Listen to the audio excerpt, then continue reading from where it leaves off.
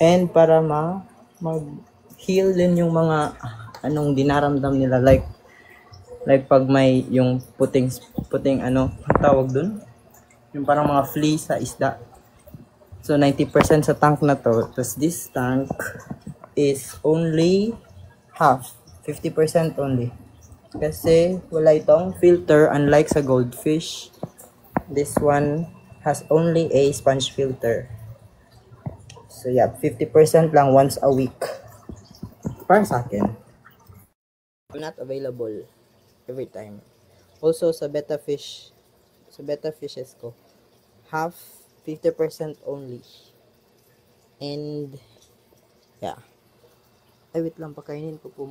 Kupa mula sila. This is their food.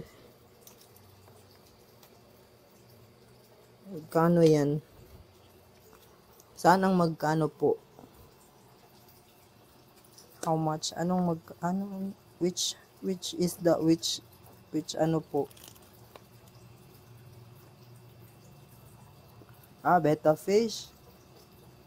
Betta fish ay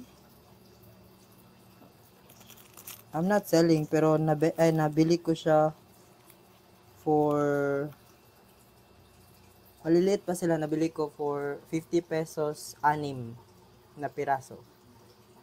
Like all of them in a one pack.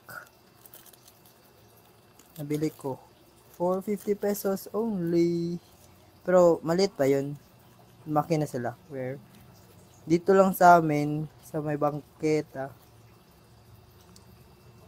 Pero nag-iiba kasi ng price yan pag sa inyo or sa other places. Kasi usually mga price niyan is each is 120 each. Pero ano na, yung malaki na. Oh, nag-blur. Sila, wait. Betta fish doesn't need aerator. It's okay po. Ano lang. Gusto ko lang po lagyan ng ano, bubbles.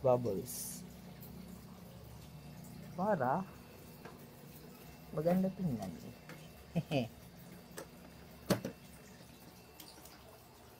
Yan. May ilaw na.